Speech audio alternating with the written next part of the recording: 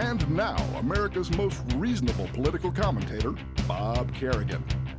Tonight, as I was coming to the studio, I was listening to Sean Hannity, and the right-wing radio talk guys have all kind of ended up with the same pitch, and this is the pitch. Tell me one thing he's done. Tell me one thing he's done, talking about Obama. That's all we want to know. Just tell me one.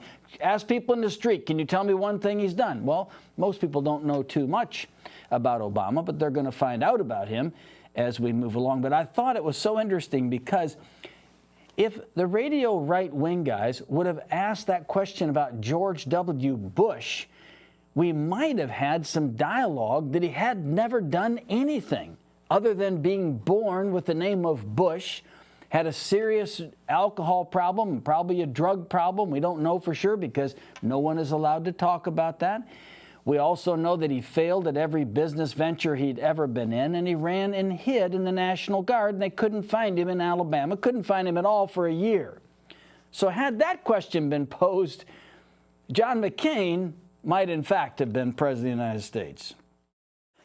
Answer this question for me. Why are the right-wing, rabid Republicans that call into the radio talk shows, why are they all wired up about these three areas? McCain-Feingold finance reform.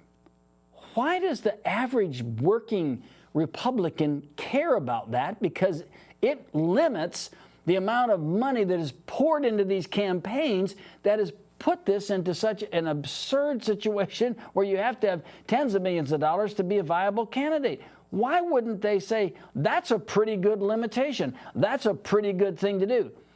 I have a theory about that in a minute. Why are people whose kids are breathing polluted air like we have around here from the power plant and from other sources, from global warming, why are people so averse to the principles of global warming and emissions of pollutants and that sort of thing? Why is the average Republican person supporting the radio right-wing talk shows so adamant about that when it affects their families and it affects our well-being as a people?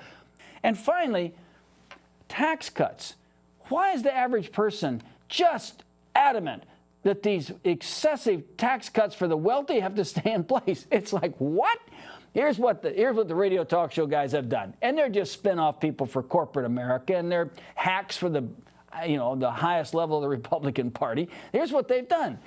They have stirred up all of this animosity because it's a liberal idea. And if the liberals have decided it, it's got to be wrong. And by golly, as conservatives, we got to stand against it. Rush Limbaugh, Hannity, Laura Ingraham, they're all corporate shills. They're all pressing the corporate doctrine. And the corporate doctrine is, don't make us clean up our rotten, polluting power plants like we have around here. Don't make us do that.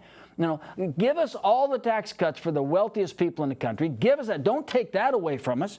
And don't limit campaign financing, because that's our corporate power where we can dump all this money in and control elections. And so the average person calling into these programs is outraged on these positions, all of which they should be in lockstep with the Democrats about. But they're not, and I suggest it's because of the power of these radio talk show guys and women that are all, and Coulter, they're all going in the same direction. Give me the corporate mantra. Give me the corporate talking points. I'll do it. I'll do it. You just pay me. It's been a wonderful relationship, but I think the show is coming to an end. Let me talk about another issue.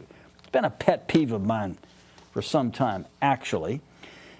And that's the deliberate misstatement by the President of the United States in a classic act of non-civility discourse by referring to the Democratic Party as the Democrat Party, which is the wrong name, okay?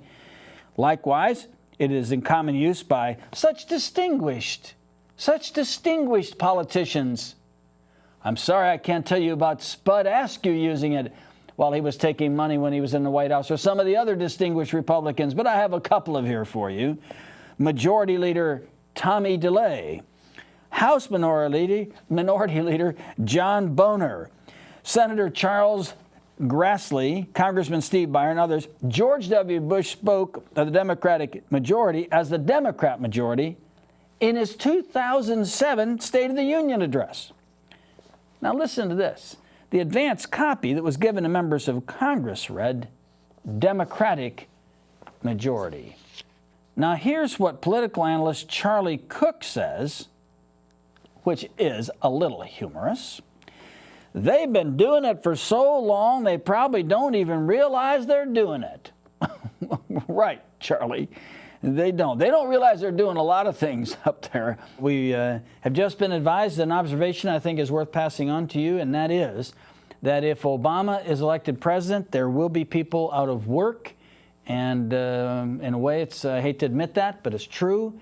The people who make the calendar with the Bushisms and the bizarre things the president says every day that fill up 365-day calendars, and they've got just tons and tons of material, it'll all be gone. There won't be any of that because we have been so desperate in this country to hear our leaders speak clearly and articulately and motivate us with substance and rational thought and using good English, okay? Or is it well English? using good language, okay? And we haven't had it in a long time. You know what I'm talking about. Okay. Hear about our friends in the Army. The Army is accustomed, this is from the New York Times, the Army is accustomed to protecting classified information. When it comes to planning for the Iraq War, even an unclassified assessment can acquire the status of a state secret.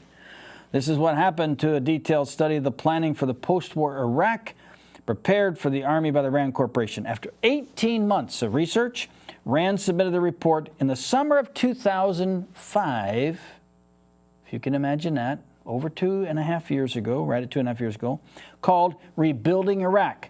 RAND researchers submitted an unclassified version of the report, along with a secret one, hoping that its publication would contribute to the public debate.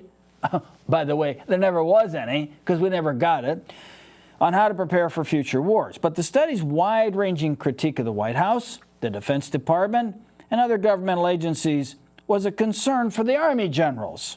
It sounds like a South American country, doesn't it? The Army generals, they don't like it. Our generals don't like it, so we're just not going to let it come out. And the Army has sought to keep the report under lock and key. Now, what's in this report?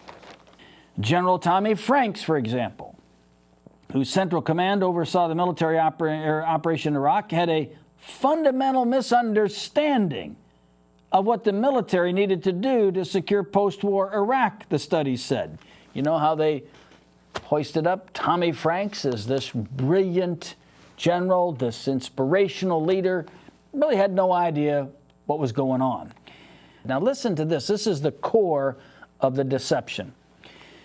Building public support for any preemptive or preventative war is inherently challenging since, by definition, action is being taken before the threat has fully manifested itself. Any serious discussion of the costs and challenges of reconstruction might undermine efforts to build that support. You see, that's why they didn't talk about it, because it wouldn't have had the rah-rah support of all the willy-nilly, weak-kneed Democrats who went along with it. It goes on and on and on. The Army doesn't want it out, didn't want it released, stamped state secret on it to prevent a intended public release to allow discourse and discussion of the incompetency that was rampant in the Bush administration and in the military that caused this terrible post-invasion, post-conquering problem in the reconstruction of Iraq. This is Within Reason. Bob Kerrigan. I'll be back next week. Thank you very much for joining me. Email me or voicemail me when you can. Thank you.